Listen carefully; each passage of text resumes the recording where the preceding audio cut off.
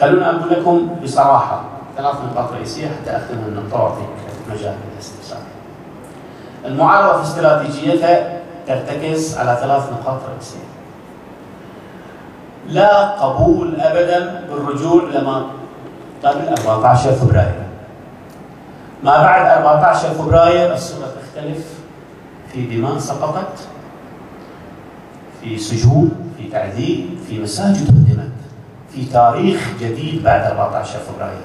المعارضة لن ترجع إلى ما قبل 14 فبراير.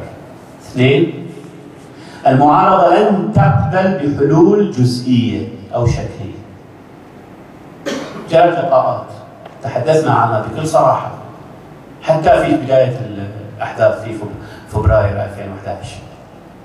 أي حلول شكلية مرفوضة. الشغلة الثالثة، لا تفريط في وحدة المعارضة. نحن اليوم في هذا الوضع الحساس نحن أمس ما يكون لتراص الصفوف إلى الوحدة، إلى التكامل. ليس مكان للخلافات التي تفتت عرض المعارضة، لا مجال للخلافات التي تفرق المعارضة وتضعف المعارضة وتقوي السلطة. اليوم نحن بأمس الحاجة إلى تراص الصفوف من أجل تحقيق المطالب. المطالب ليست للشيعة فقط. لم يطالب الشعب البحريني ولا بمطلب واحد للطائفة الشيعية فقط. المطالب التي رفعت على تلاوينها، هناك تلاوين في المطالب، لكن أتحدث عن المطالب التي رفعتها الجمعيات السياسية. حكومة منتخبة، ما قلنا حكومة شيعية، حكومة منتخبة، ومجلس كامل الصلاحيات له حق التشريع والمساءلة والمراقبة للحكومة. ولا قلنا أبدا أن مجلس منتخب للشيعة. و3، طالبنا بأن يكون هناك نظام انتخابي عادل يقوم على أساس صوت لكل مواطن. ما في صوت واحد شيخ إلى 4000 صوت، ومواطن بحريني فقير اللي صوت واحد. الناس سواسية، عدد السكان، عدد الدوائر تعطى حسب عدد الدوائر لكل مواطن صوت. ثم طالبنا بالمطلب الرابع أمن للجميع. شو اللي صاير في البحرين اليوم؟ إذا الحكومة ضغطت على الشعب استخدمت القوى الأمنية. الشعب مو ممثل في القوى الأمنية. رحنا إيرلندا. إيرلندا جزء من الحل مالهم أن القوى الأمنية فيها شرطين. القوى الأمنية تمثل كل شرائح المجتمع الإيرلندي. أنتم تعرفون هناك في إيرلندا في بروتستانت وفي كاثوليك، يعني سنة وشيعة. بس الجهاز الأمني كان كله بإيد البروتستانت لأنهم كانوا يحكمون. كان في حدود 3% فقط من الكاثوليك. مثلنا احنا بالضبط. يعني لو تحسب الجيش احنا يمكن 1% بالجيش. لما جو يسوون الاصلاح قالوا لا، لازم يصير الجهاز البوليسي مشكل من كل شرائح المجتمع. وهذا ما نريده احنا، ان يشكل الجهاز البوليسي من كل مكونات المجتمع البحريني، مو فقط جنود ضباط. والشغله الثانيه في ايرلندا هناك جهاز منتخب يراقب الجهاز الامني. يعني مو الشرطه لان عنده سلاح وعنده مسدسات يهجم على بيوت ويعتقل بدون ان يكون هناك في مراقبه من القضاء او مراقبه من الاهالي. لا، هناك في جهاز رقابي من الاهالي يتاكد من استكمال كل الاجراءات القانونيه لكل الاعتقالات. احنا اليوم هل هذا عندنا شيء؟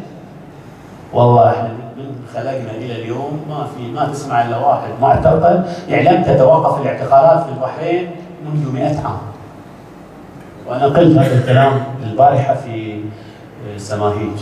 انا لو بس هني الان في هذا المجلس اسال الجالسين الكرام في هذا المجلس، انا متاكد 90% منهم إذا هو 100% منهم إما هو معتقل أو أخ معتقل أو ابن عمه معتقل أو شهيد أو هجموا على بيتهم أو سرقوا من بيتهم أو أحد ضرب وجرح. كفى. إلى متى تستمر هذه الحياة؟ متى ممكن للشاب الشيعي أن يشعر بكرامة وبعزة في دولة يشعر أنه مواطن؟ الشيعة مو جايين من كوكب آخر. قلنا أوكي نريد حياة متساوية، كمال السني للشيعي وكمال أي فرد من أفراد عائلة الخليفة، بس مو المطلقة على البحرين. نريد نظام يحفظ مكونات المجتمع البحريني، أمن للجميع. والنقطة الخامسة كمطلب أساسي للمعارضة أن يكون هناك قضاء عادل. قضاء ممكن أن إذا اختصمت مع السلطة التنفيذية مع الحكومة أن تجد جهاز مستقل للقضاء يحاكم من ظلمك. وهذا السنة يتفقون ويانا أن في فساد في القضاء وأن القضاء غير مستقل، ورفعوا عريضة، القضاة رفعوا عريضة أن القضاء غير مستقل. وبس احنا نطالب بهذه الشغلة. هذه المطالب اللي رفعتها جزء من المعارضة كمان. ليس فيها مطلب للشيعة، مطلب لدولة ديمقراطية، دولة مدنية يعيش فيها المواطن بكرامة.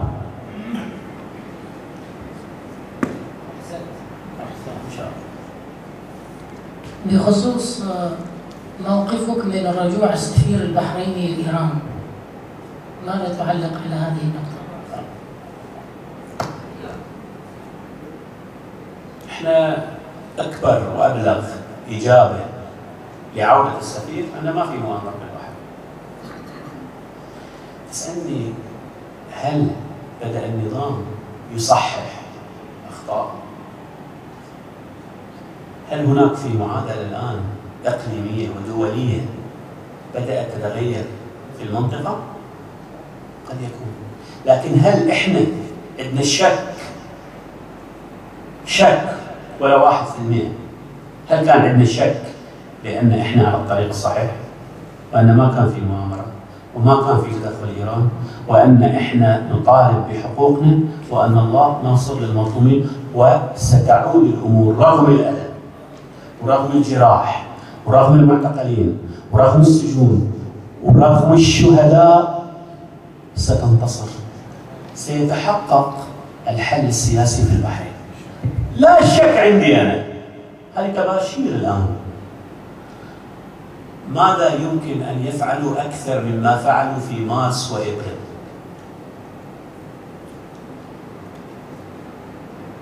ماذا يمكن أن يفعلوا؟ شوية صمود، شوية صبر، ولا بد من الوصول. لا يمكن القبول، لا نستعجل. أنا في تقديري تقديركم، تقدير كل المعارضة، الواحد ما يتسرع. الألم يعني اللي مر بالشعب البحريني في عام 2011 ما كان يمكن أن يتصور. شعب صغير مثل الشعب البحريني يستخدم الجيش والشرطة والشباب والمخابرات، وبعدين يجي بعد جيش خارجي بغض النظر اشترك او ما اشترك، دخل البلد، واعلام سب وشتم ليل نهار في الشعب البحريني، وما ظلت ورقه الا استخدمت ضد الشعب البحريني، حتى يقول الرسول والذين متى بلغت القلوب الحناجر. صمد الشعب البحريني، صمد، عض على النواجذ. اليوم هو فقط، ليست فقط عودة السفير إلى إيران، هذه علاقتهم مع إيران. على فكرة حتى الأحكام اليوم يعني شوي ترى ومتخفيف على الجانب. لا تنسى كانت هناك ماكينة إعلامية تشتغل، قطع لسان واختطاف شرطة والهجوم على بيوت السنة، وغدوهم. اليوم وين؟ مجموعة كازاكان براءة، مجموعة بني جمرة براءة، الشيخ محمد حبيب اللي حكم ب100 عام اليوم كم صار؟ 15 سنة. اللي خطفوا شرطي في راس رمان براءة، اللي خطفوا شرطي في السهلة براءة، أولاد المدهون 20 سنة محكومين. لا يصح إلا الصحيح في النهاية. الظلم لا يمكن أن يستمر. اليوم أنا في تقديري المعادلة لصالح الشعب البحريني من أجل الوصول للحقوق المشروعة، لا ظلم، الحقوق المشروعة. بتتأخر، يحتاج الواحد يصبر شوية بحيث أنه يحصل حل حقيقي، حل شامل. على الأقل احنا عانينا كآباء وكأجداد، يمكن احنا مصيبتنا لها لون، بس لو تيجي تسمع أجدادنا مصيبتهم بلون آخر. بس هل نقبل أن تنتقل وتتوارث هذه المصائب وهذه الحياة لأبنائنا وأجيالنا؟ يجب أن نقدم على الأقل لأجيالنا حياة فيها عزة وفيها كرامة، ولو صبرنا شوية بحيث يكون هناك في حل شامل عزيز لأبنائنا. ما تعليقكم على بناء أكبر كنيسة بالخليج بعد طبع 100,000 مصحف وترميم ما يسمى بالمنشآت الدينية؟ وأنا في تقديري هذا الإعلان كذب طبعا. الآن الفاتيكان، سفارة الفاتيكان في الكويت قبل يومين نشرت نفي هذا الخبر، لن تنتقل الكنيسة من الكويت إلى البحرين. نعم، هناك من يعمل في جهاز الإعلام يريد أن يرضي الغرب، وإلا في الحقيقة أنت هدمت مساجد وتبني كنيسة، تقنع من؟ 30 إلى 40 مسجد هدم في البحرين بالصور، على الأقل أتحدث عنها بسيولي، أنا ما بروح إلى كل المساجد. من يصدق هذا؟ سقطت هذه. ما موقفكم من وزير العدل حول الخطاب الدينية وما جرى للسيد كامل الهاشمي في إيقافه؟ هو ليس فقط السيد كامل الهاشمي، حوالي 4 خطباء، الشيخ حمزة الديري، 4 خطباء تم توجيه لهم خطابات. طبعا نحن مع حرية التعبير والتدخل في الشعائر الدينية مرفوض رفضا قاطعا. وأتصور هناك سيقام مجلس ومؤتمر للجمعيات إلى الجمعية التوعية ومجلس العلماء لتحديد هذا الموقف. حملة خفافيش الظلام، هل تهولون الأمر؟ هل يوجد في البحرين أعشاش الخفافيش؟ والله أنا لا أريد أن أهول، لكن أعطيكم أرقام لشهرين ماضيين فقط، يونيو ويوليو. 400 بيت تمت مداهمته فقط في الشهرين الماضيين. بعدين ما قدمته المعارضة هي صور ويوتيوب وفيديوهات. بالمناسبة لازم نتحدث عن التوثيق هنا، وأقدم شكر خالص من جمعية الوفاق ومن المعارضة بالذات لكل مواطن شريف وثق هذه الانتهاكات. صدقوني تقرير بسيوني اليوم اللي صدر، إذا تتذكرون كان في هناك أقوال حتى من بعض المعارضة في الخارج كانوا يقولون لا توثقون، بعضهم قالوا إذا رحتوا وثقتوا السيول والجماعة بيستفيدون من التوثيق وما بيكون له تأثير في التقرير. احنا كان تشخيصنا المعارضة داخل البحرين أن التوثيق يجب أن يتم بكثافة، وفتحنا المراكز وتم توثيق. لو قرأتون تقرير بسيولي بتلاحظون أن معظم الوثائق اللي سجلها كلها من الوفاق وبقية أطراف المعارضة. تصوروا لو أن احنا خفنا ما رحنا وثقنا، تصوروا لو احنا رفضنا التوثيق، التقرير بيطلع لصالح الحكومة. ولذلك أنا اليوم أؤكد مع الحديث على حملة الخفافيش، واجب علينا أن نوثق وما في مجال للخوف. إذا ما قدرت أسترجع حقي اليوم بسترجع باكر، بس ما يضيع اللي صار لأجدادنا.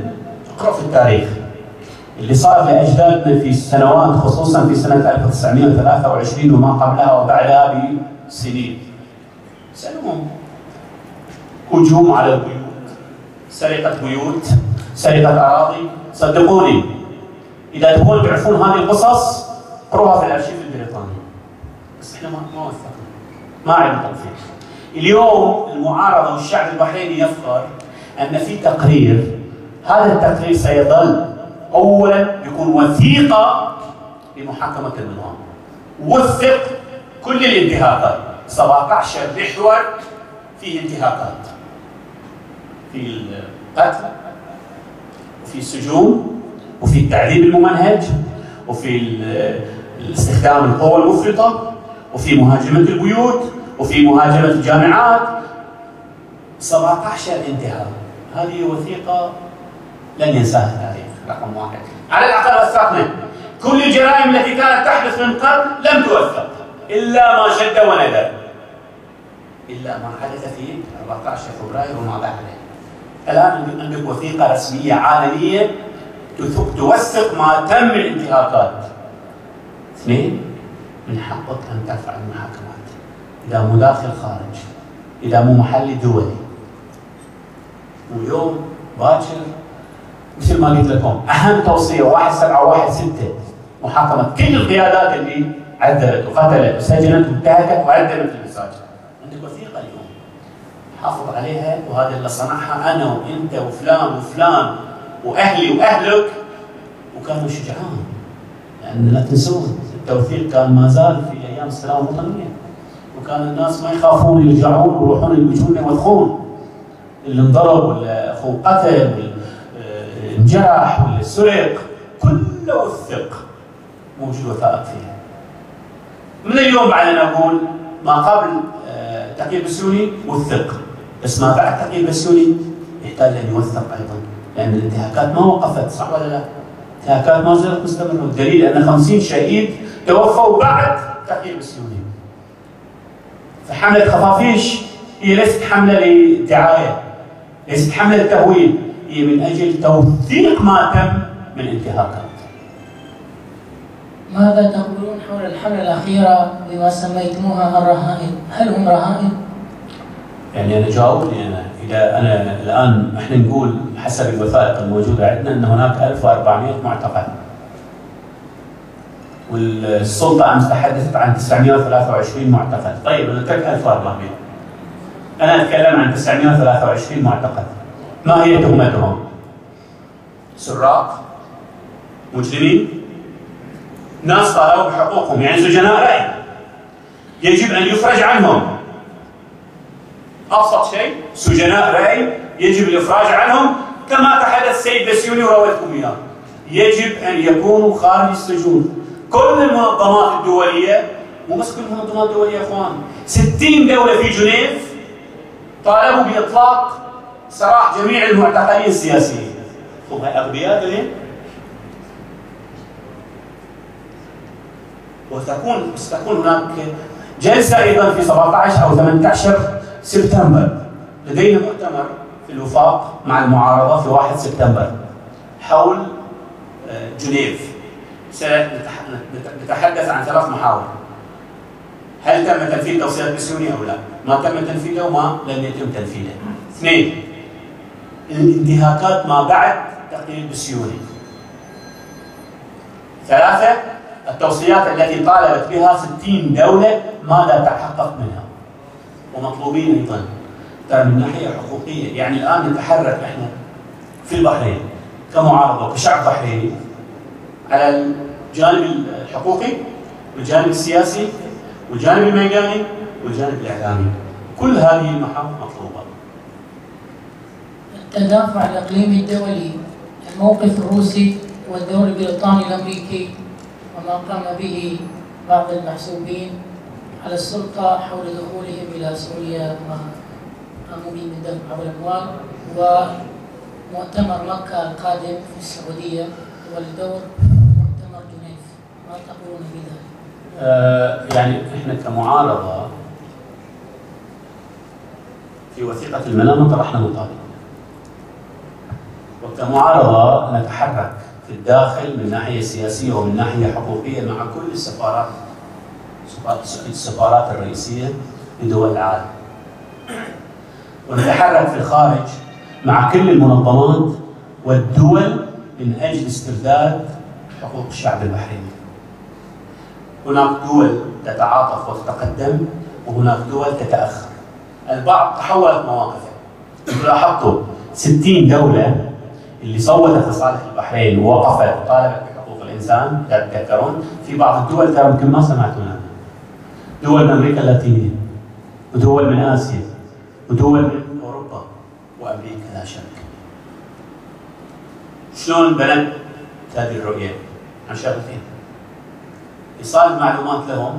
إذا ما عندهم معلومات، إذا ما عندهم سفارات داخل البلد أو في سفارات بس ما عندها حركة مع الشعب البحريني، أو من خلال المنظمات. خلال المنظمات الرئيسية المعروفة هيومن رايت ووتش ومنظمة العفو الدولية أمنستي وهيومن رايت فيرست، عدد كبير من المنظمات اللي يتم التواصل فيها. المفوضية السامية لحقوق الإنسان زارت البحرين مرتين وجلسنا معها وأعطيناها وثائق في هذا الإطار بالكامل، بالإضافة إلى الصحافة الغربية مو الصحافة العربية.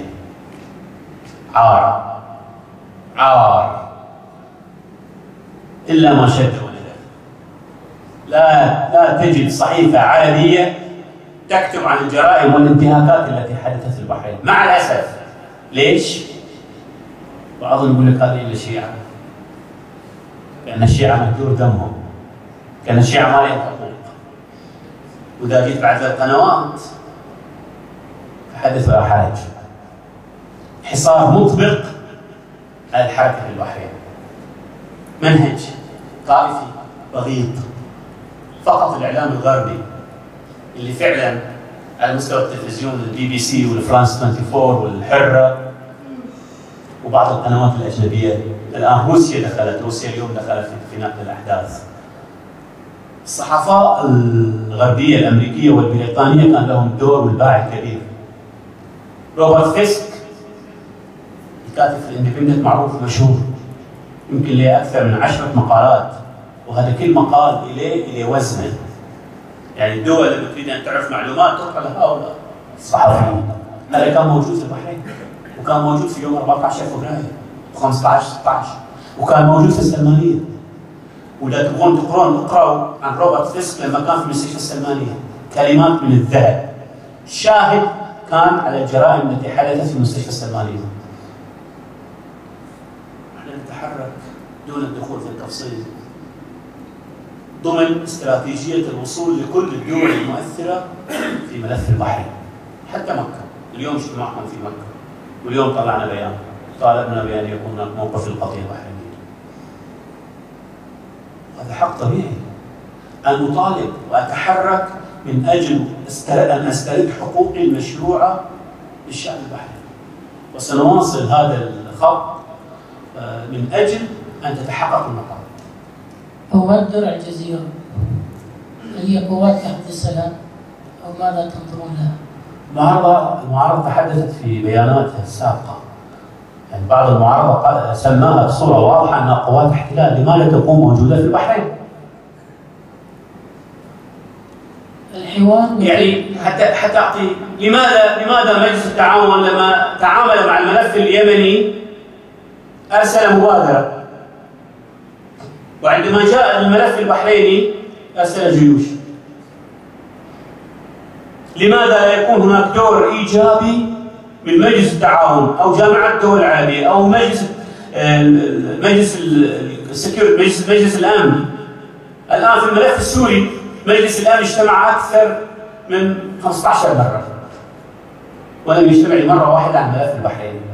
هل تدينون الموقف السوري كشعب أو كنظام؟ شوف، نحن نطبق رؤيتنا التي نتبناها في البحرين، نتبناها في معظم الثورات، ونؤيد كل الثورات التي تطالب بحقوقها بصورة سلمية.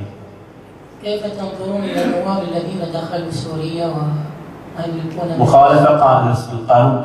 يعني أنا كيف يمكن أن أتعقل أن تدافع عن ناس موجودين في بلد آخر وتتهرب وتسكت وتصمت عن الدفاع عن أبناء وطنك؟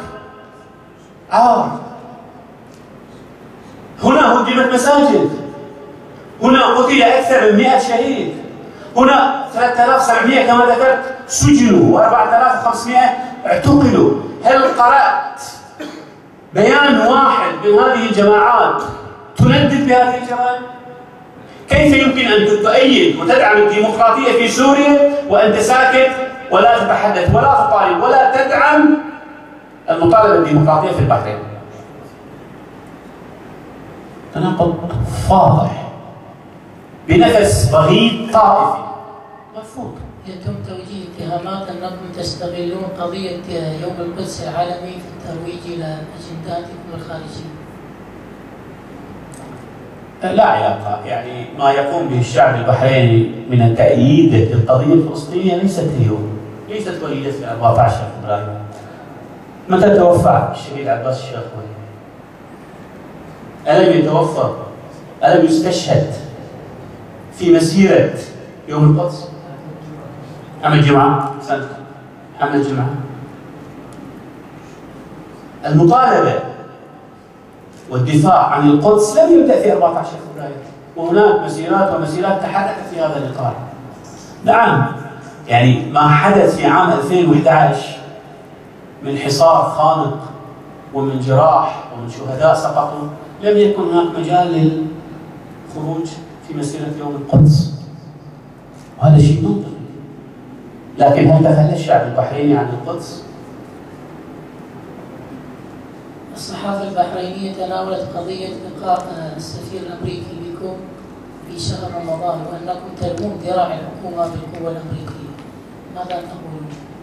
لا، قالوا كلام أكثر بعد، قالوا إن هناك اجتماعات سرية بين الوفاق والسفير الأمريكي، وقالوا في الصحافة أن إيران وأمريكا والمعارضة في البحرين تريد أن تقوم بانقلاب على العائلة الحاكمة في البحرين. هاي كتب في الجرايد، صح ولا لا؟ وبعض المسؤولين الكبار قالوا في هالحكي هذا. وأنا بقول لكم الحملة الأخيرة التي شنت ضد السفير الأمريكي، تعرفون ليش؟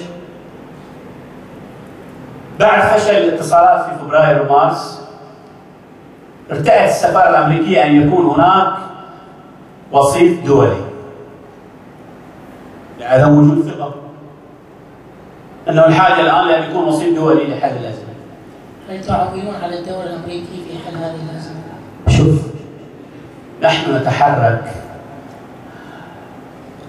كما قلت داخليا وخارجيا مع كل الدول التي لها صلة مباشرة بالملف البحري.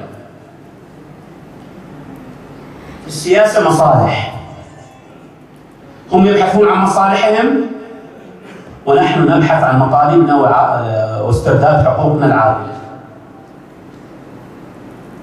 لا يوجد أولويات غير أولويات الشعب البحريني المطالبة بالحقوق، ونتحرك مع كل الأطراف التي لها تأثير في ملف البحرين. أولوياتكم موجودة في وثيقة المنامة التي صدقت عليها الجمعيات الخمس. هل وثيقة المنامة هي معبر للحل؟ خارطة الطريق، هي خارطة الطريق ترتكز على 5 مطالب رئيسية لا يمكن التنازل عنها. يعني قد تكون هناك أمور تفصيلية، الوثيقة لا تتحدث عن تفاصيل. الوثيقة تضع خارطة طريق رئيسية لحل الأزمة في البحرين. كما قلت، لا يمكن التنازل عن المطالب الحقيقية، لا يمكن القبول بمطالب قشرية أو شكلية أو ترقيعية. بس هي الأساس وهي المدخل. وأنتم شفتوا قبل شهر وثيقة أو الرؤية السياسية لتجمع الوحدة اقتربت إلى وثيقة المنامة، وطالبوا بسلطة تنفيذية تكون محددة المدة لإدارة البلد. لم تذهب إلى الحكومة المنتخبة، لكنهم طالبوا بمجلس منتخب له كامل الصلاحيات. أثير أن هناك 3 جمعيات اختلفت في الحوار مع وزير العدل آخر مرة، هل هو الاختلاف وحول كل جمعية تمثل نفسها الشخصي هل هو بادرة اختلاف في الوثيقة؟ لا لا لا لا أبدا. اللقاء كل واحد بطعم آخر. إذا لاحظتم المطالب السياسية الموجودة في وثيقة المنامة تم الإجماع عليها. وأنا أريد أن أكد هذا هو ليس حوار، هذه اتصالات، ونحن نفرق في المعارضة بين اتصالات وبين حوار.